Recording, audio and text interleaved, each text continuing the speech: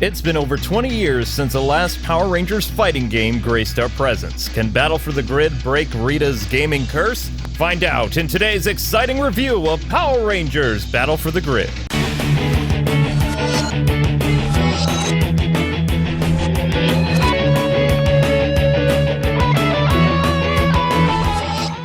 What's happening, gamers? I'm Kwing, and it's time for us to talk about Battle for the Beta, because that's kind of what this base game feels like.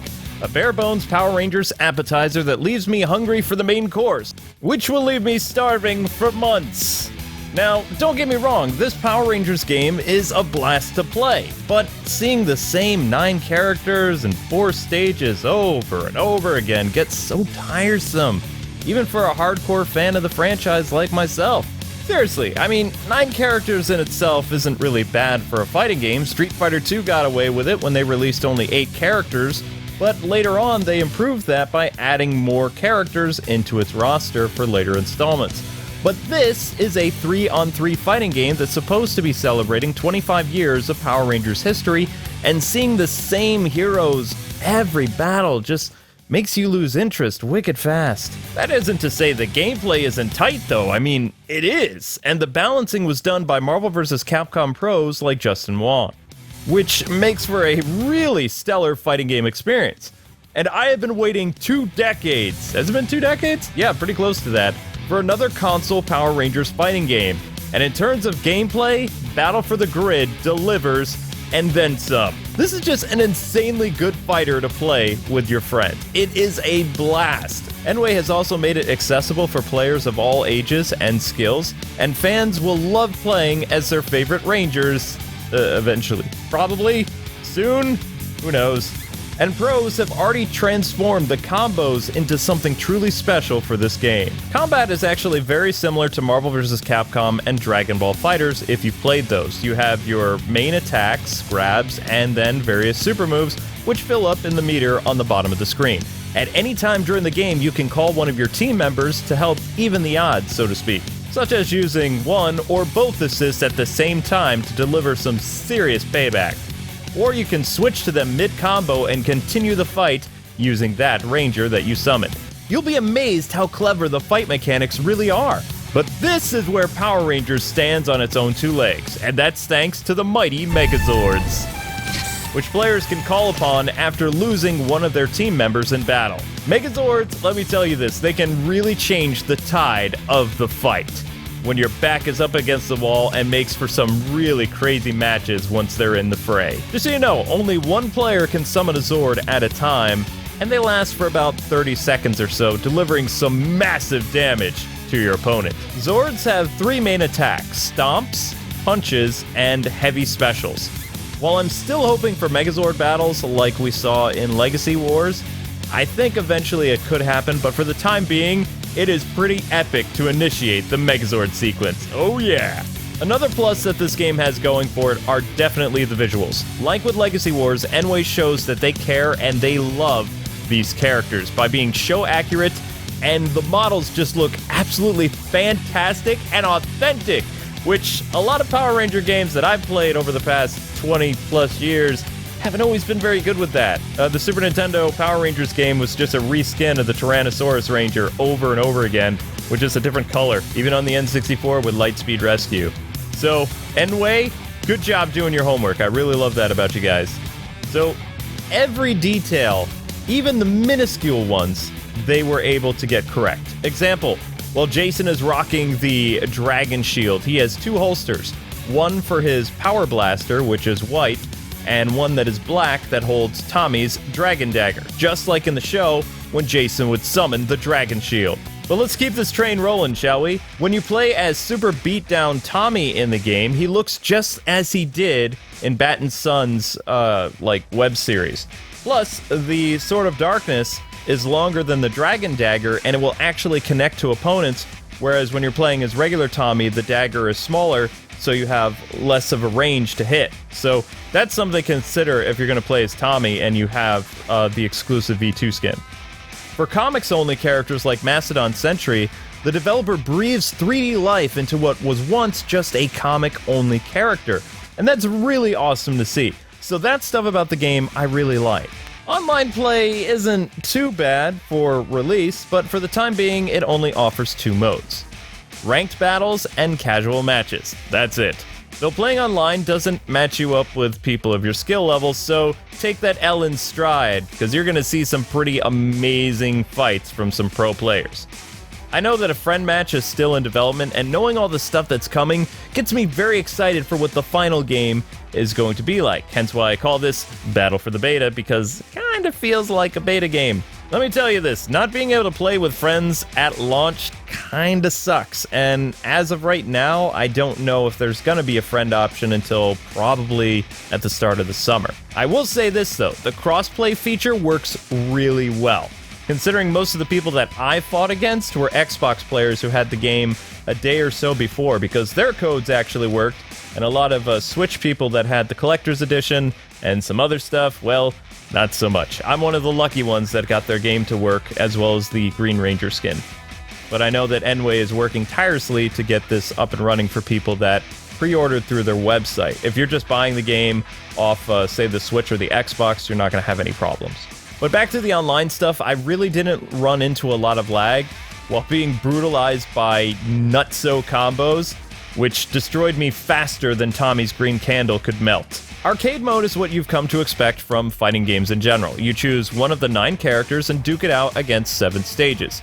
Then near the end, face off against Goldar, Ranger Slayer, and finally M. Bison himself, Lord Draken.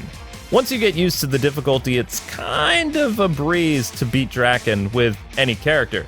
It kind of reminded me of what Street Fighter II's normal difficulty was, which is a good difficulty to have at release, mind you. It's just not too easy or too hard. But for Street Fighter vets, I would really love to see an update increase the challenge factor. The difficulty slider is something that will help folks get more bang for their buck. Also, I think it would be really fun, since I know Enway is watching, if the difficulties had these names: Rookie, Ranger, Zeo, and Mega Mode. Aside from the epic gameplay and how fun this game is to actually play, it's missing a lot of features, such as Story Mode, which is not the arcade. A lot of YouTubers need to change their tagging.